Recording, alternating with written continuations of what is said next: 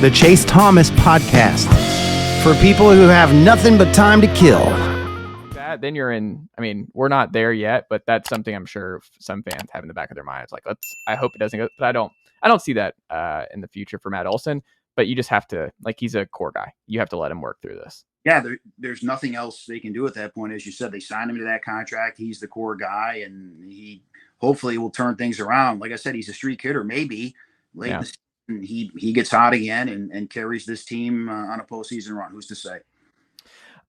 Switching gears here a little bit to the Falcons. They've had 6 consecutive losing seasons, obviously, Nick. What makes you feel most confident, though, that the streak ends this season? Well, they have a quarterback. I mean, let's face it. And Mariota and Ritter and, Taylor Heineke is a backup quarterback. But the guys that were the full-time starters obviously were not professional quarterbacks as far as starters are concerned. Now they have a guy that is all of that and then some. And you've heard all of the players, Kyle Pitts and Drake London, Bijan, they've all rallied around him, the offensive linemen. They've all rallied around Kirk Cousins. And you just could see the optimism that is there now. So for that reason, I think having an offense, I still got questions about the defense, but the fact that they have a quarterback now, I see them winning this division. I would not be surprised to see them win 9, maybe get lucky and win 10 games. But I think the over-under is 9.5. I would go under that as far as Vegas is concerned, but I could see them winning 9 games and winning this division because I don't trust anybody else in this NFC South.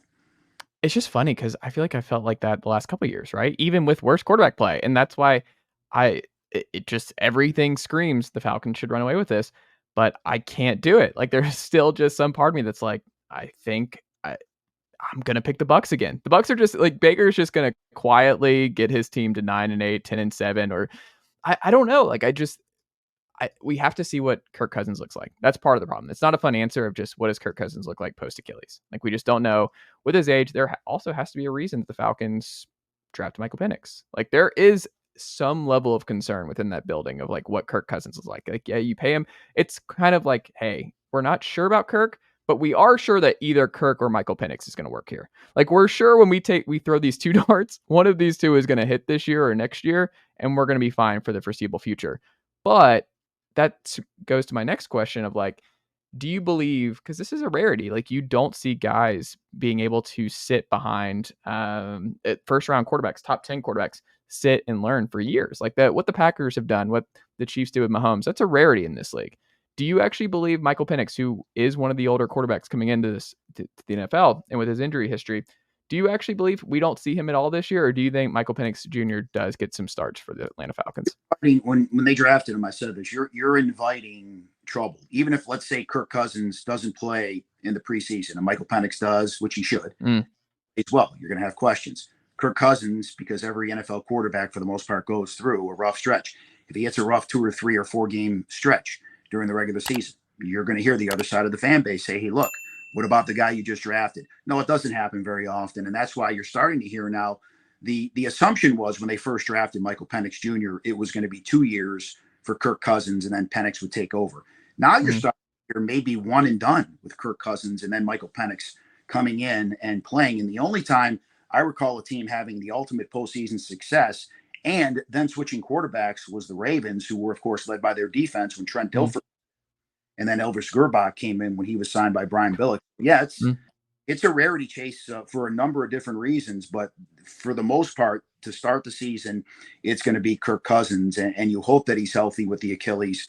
But beyond this year, who's to say? And like I said, if there's a rough patch, who's to say we don't see Michael Penix? Because everybody's trying to say, well, no matter what, Taylor Heineke is going to be the backup. I don't know about that. That remains to be seen.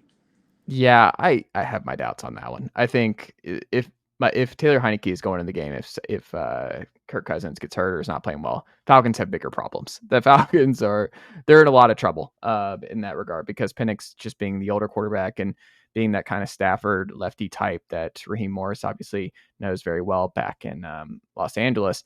I don't know. My gut just says they're not going to break the norm. Like, I think we see Penix. Like, do you think right now it's July 24th? Penix starts at least 1 game for the Falcons. What do you think? Boy, I think yes. What are the odds? The over-under is a half a game for Michael Yeah. Penix. Quarterbacks drop. Quarterbacks get hurt all the time in the NFL. So especially last year. Yes, they get hurt every year. We know what happened with Cousins last year.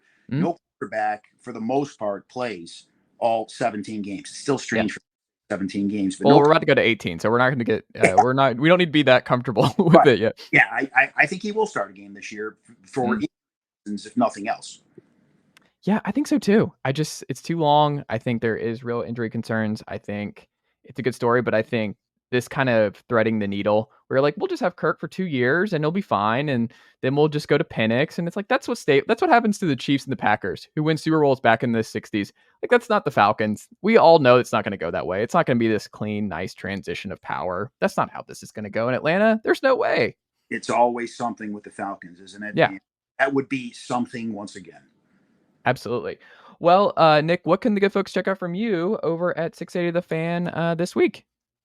Well, obviously, we are back tomorrow. We'll talk more about what's going on with the Braves, and the Falcons are in training camp. I think we're going to be up at Lake Point as well. There's a big baseball tournament with prospects going on up there, so we'll certainly be there talking to some people. Nicely done, nephew. The Chase Thomas Podcast. Hell yeah.